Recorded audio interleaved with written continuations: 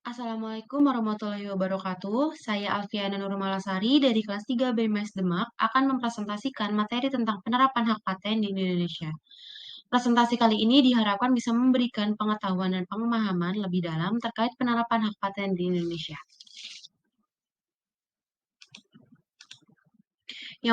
Pertama, ada pengertian hak paten.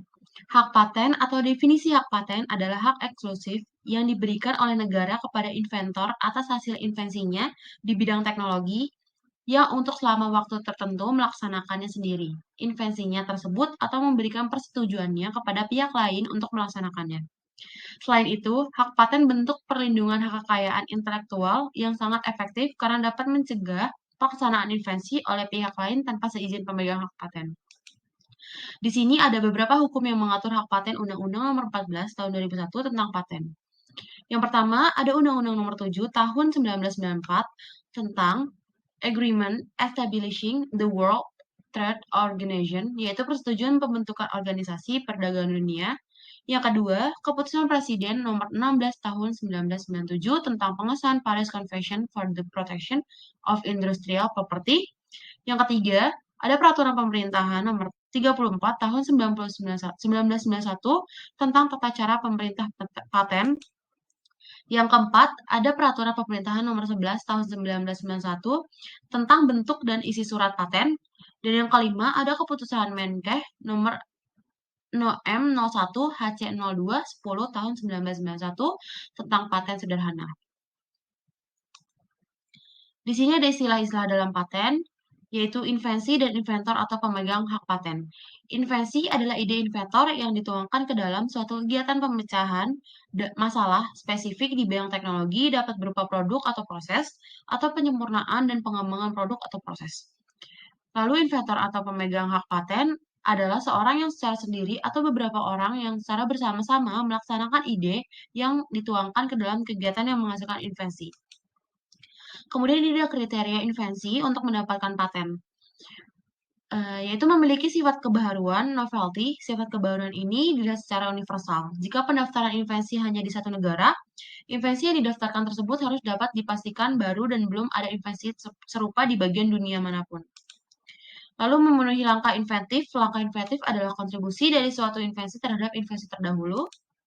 Lalu dapat diterapkan dalam bidang industri karena hampir semua invensi yang memenuhi persyaratan termasuk dalam kategori pasal 1 ayat 2 dan tidak termasuk kategori pasal 7 UUP dapat diproduksi atau digunakan dalam berbagai jenis industri. Di sini ada hal-hal yang harus diperhatikan untuk mengajukan permohonan paten, antara lain ada melakukan penelusuran, melakukan analisis, dan pengambilan keputusan. Untuk melakukan penelusuran ini, ialah tahapan ini dimaksud untuk mendapatkan informasi tentang teknologi terdahulu dalam bidang invensi yang sama, yang memungkinkan adanya kaitannya dengan invensi yang akan diajukan.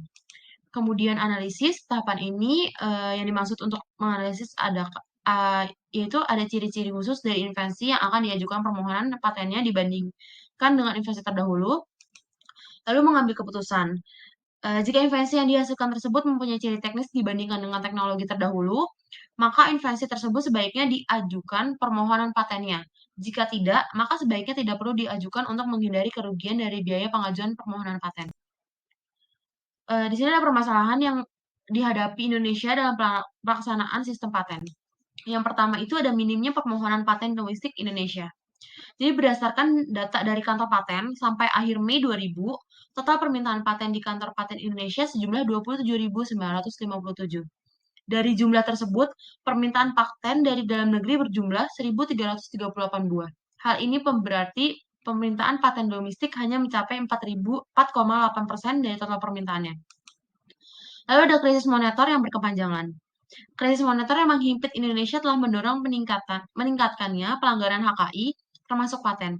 Dalam situasi seperti ini dihadapkan pada kenyataan bahwa harga produk yang original atau dilindungi paten sangat mahal, telah mendorong masyarakat untuk menyuburkan praktik pembajakan serta pelanggaran terhadap paten. Lalu pandangan masyarakat bahwa paten adalah konsep barat.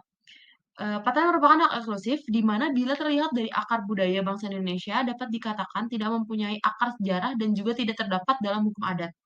Hal ini jelas berbeda dengan budaya Indonesia yang mengedepankan sikap gotong royong, kebersamaan, dan kekeluargaan sebagaimana dimanifestasikan dalam nilai-nilai Pancasila. Yang terakhir ada lemahnya penegak hukum. Tanpa penegaknya hukum yang efektif, sistem HKI akan berantakan. Penegakan hukum ini dipengaruhi oleh beberapa faktor, yaitu yang pertama peraturan perundang-undangan, yang kedua aparat penegak hukum, dan yang ketiga kesadaran hukum masyarakat.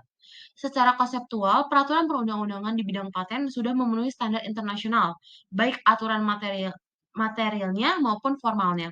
Dari ketiga faktor tersebut, yang menjadi kendala bagi penegak HKI adalah faktor aparat penegak hukum dan kesadaran hukum masyarakat.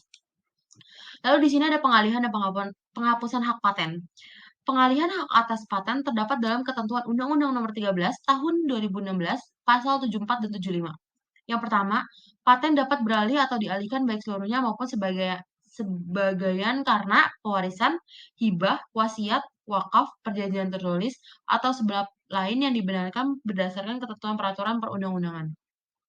Lalu yang kedua, pengalihan hak tidak menghapus hak inventor untuk tetap dicantumkan nama identitasnya dalam sertifikat paten.